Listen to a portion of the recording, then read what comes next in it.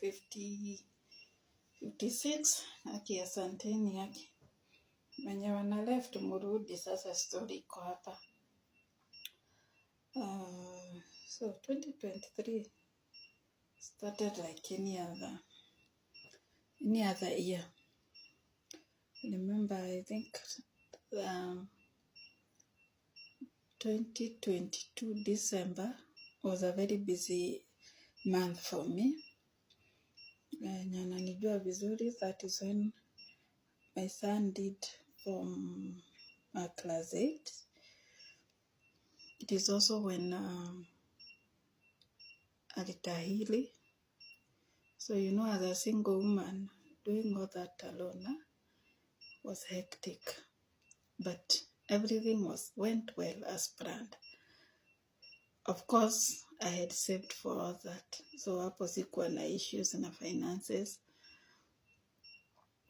It was also a month when biashara yangu huwa ina boom sana. So then I was okay. Everything was okay in 2022 December. So on 31st we went home, tukarukisha mwaka. And I had everything planned like any other person. Nikifikiria vile nitaanza mwaka vizuri.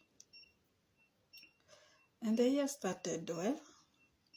But hapo December, I remember, nilikuwa nimeanza kuadvertise. I had came up with an idea ya kuuza clocks kwa mashule. So that idea, I started thinking about it in 2022. So I was to implement it in 2023 January, because that is when Form 1s were joining. So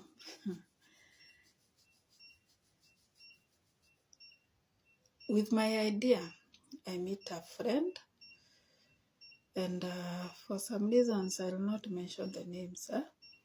So I met this friend, and he tells me, I share my idea to him, and he tells me, because I am close to principals, for some reason he's close to principals, so he tells me, I'll help you get the job, the tenders.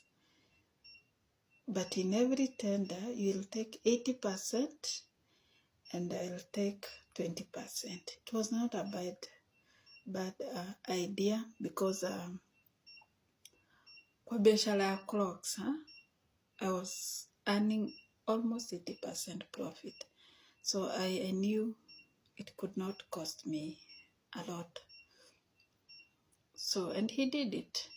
He called a few principals, and I was able to get, I think, almost 8 to 9 schools zenye ningeuza clocks. So I was very happy, because it was the first time I was doing this, and I have been able to get customers. And I remember the Form 1s were joining on 8th of January. I think 8th or 15th, 8th of January. And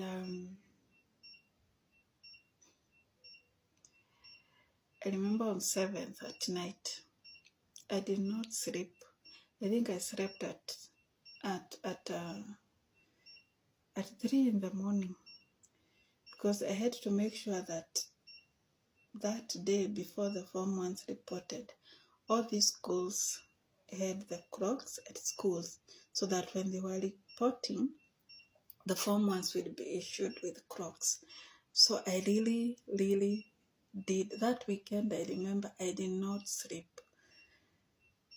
I distributed the clocks, and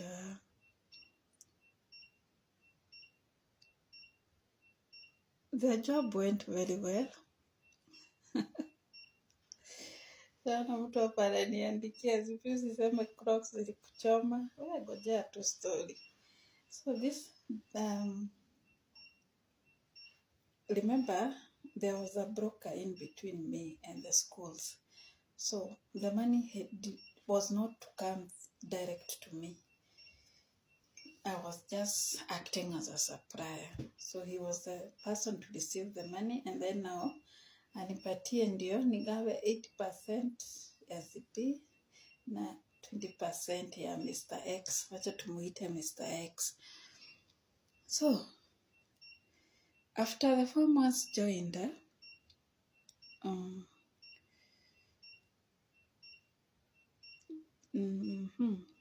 that was on 8th. So I expected to be paid immediately because I knew by that time schools have money, because the form ones were joining and they were buying the Crocs in cash. So I knew the schools had money. So ikafika the first week of second week of January ikaisha, third week ikaisha, fourth week sasa tunaingia February. So I started asking my Mr. X, kwani pesa ya Crocs hatulipwi? Then he would tell me, principals wanasema ugoje midterm. And I was very patient. So I waited for midterm. But one day I'm seated with one of the principals somewhere, and he says, nililipanga pesa ya Crocs. And I'm like, I've not received that money. So I now started doubting Mr. X. So Mr. X, I called Mr. X, nikamuuliza, kwani pesa ya Crocs ilienda wapi? Mr. So-and-so ananiambia alishakupe check.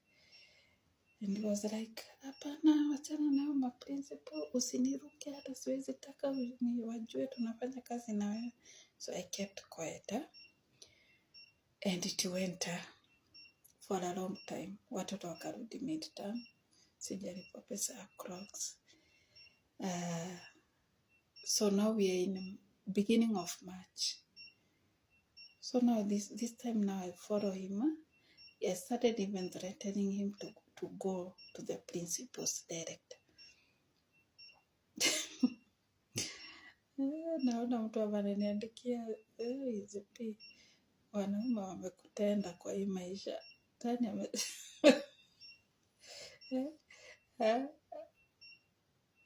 so by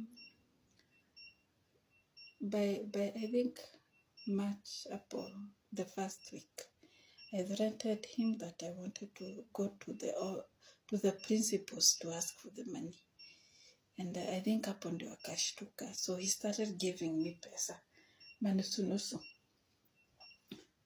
So to cut the long story short, Crocs, I had invested, I think I invested 165,000. 165. And from that deal, I was expecting to make at least 240 to 250. But to tell you the truth, the money that came to my hands, was, I think, 120 something. So, in other words, what I'm telling you, I made a loss.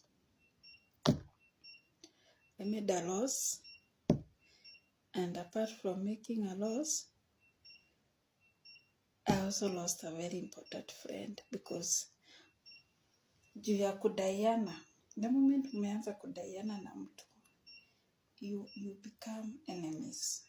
So the mistake I learned from that deal ya pesa is, number one, try not to work with brokers.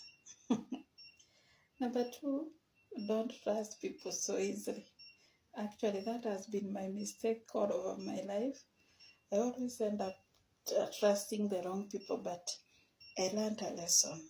And in business especially, I don't want to talk about relationship, I want to talk about business. In business especially, when you are doing a business, it's important to do it. Okay, sometimes you will need someone to connect you, but make sure you are involved. Make sure you are a part of the deal.